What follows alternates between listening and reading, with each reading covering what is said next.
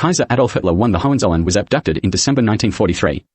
He was illegally held prisoner in Yugoslavia until his escape in 1959. He had to separate from his official male consort for a few weeks, who had to leave for family reasons with a semi-public farewell. People who noticed that the two appeared to have gone their separate ways were wrong in assuming they had broken off their relationship completely. Kaiser Adolf decided to catch up on a few dinner invitations whilst his consort was away, which he had declined initially, that he thought he probably should not have originally if he wanted to look ultra-polite. Not that he thought he really needed to be that polite. As a point of reference, there were constant sporadic attempts to harm, kill, or abduct him since he was abdicated to by Kaiser Wilhelm II in 1918, and he became Prince Imperial. I do not want to create the impression he made bad choices that were unusual which led to his abduction. They had been at him for decades. Those attempts became more frequent after he became a politician, won a seat in Parliament, and was elected Chancellor in 1933. Then more frequent again after he was coronated, whilst dating a Jewish rabbi, His Imperial Majesty Kaiser Adolf I Hitler the Hohenzollern in 1940, as successor to his cousin Kaiser Wilhelm II. They had gotten at him before, and he had some serious issues on occasions. They also tried to remind him of his almost fatal wounding with a machine gun to try to cause him a nervous breakdown back to his severely traumatized state after being wounded. He spent almost 5 years in hospital between 1917 and 1922. He accepted an invite to a dinner that he had received invites to repeatedly, with a female listed as the host. A female called Sadie, surname Einstein, his biological cousin, same as her hideously evil half-brother Albert was. He put on his usual formal dinner uniform, including his dress shirt, top hat, and coat, and had his security team take him to the venue. He was Kaiser, monarch, and chancellor, so security was supposed to be tight, in lockdown wartime Berlin.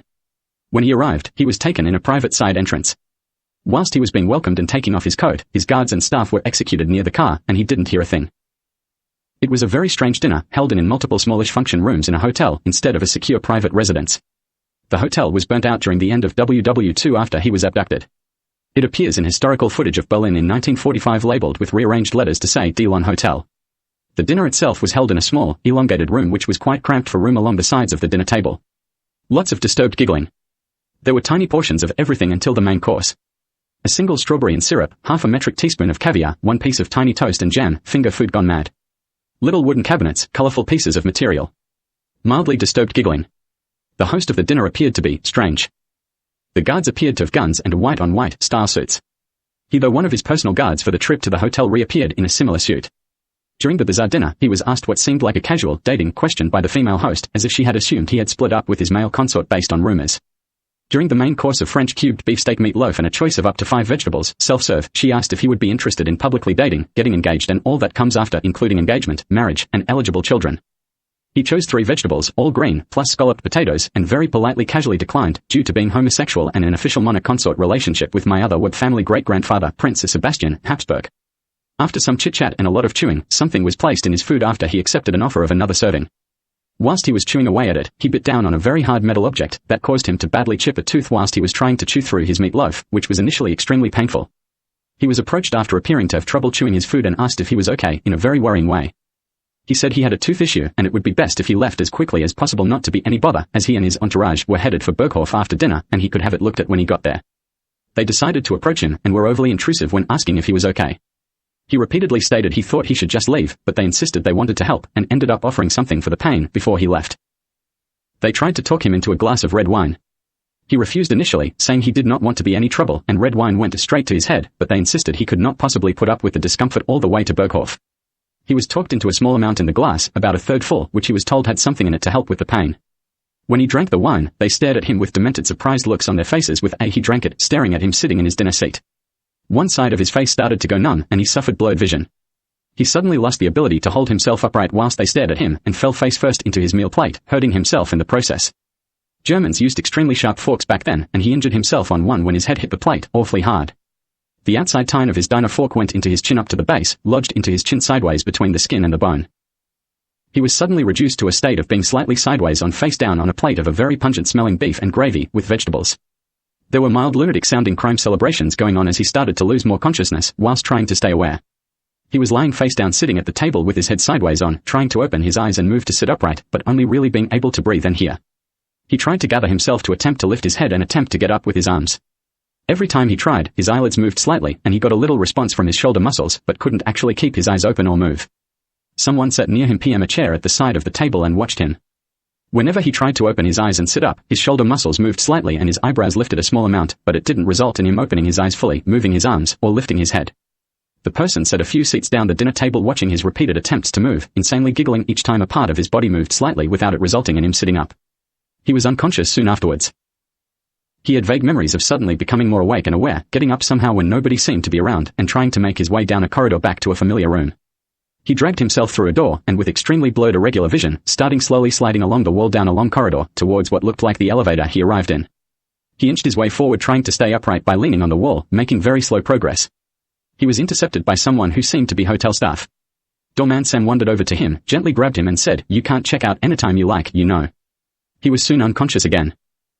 After WW2, Germany was unceremoniously semi-methodically covered in the wallpaper that was on the walls of the hotel Kaiser Adolf was abducted from in December 1943. It drove people mildly crazy, and there were countless incidents of people trying to remove the wallpaper with things like forks and knives in their spare time afterwards, where they just felt like trying to remove it with their fork. They may still do it. There were also enormous amounts of pattern material with all the carpet and rug markings from the hotel floor coverings as well.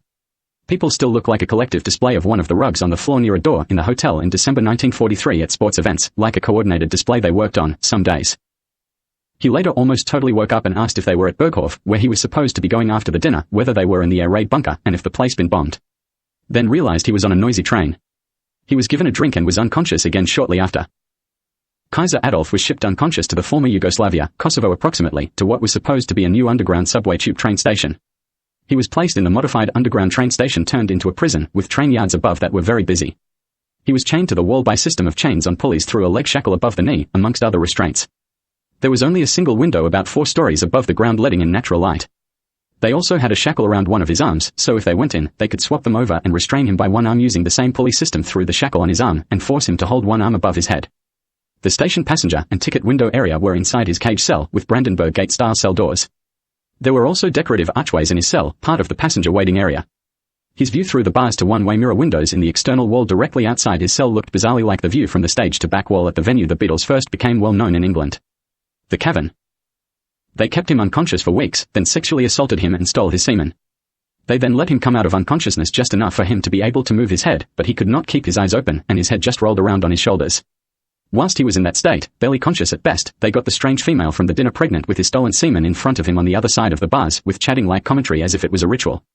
They made those weird sweaty-brained, panting, crime ever so slightly panicked, self-disgusted, "We're actually doing this" noises of, "Oh how horridly exciting," when they got evil Sadie pregnant with the illegally inbred extortion plot, then drugged him unconscious again. When they were sure she was pregnant, they threw away the rest of the semen.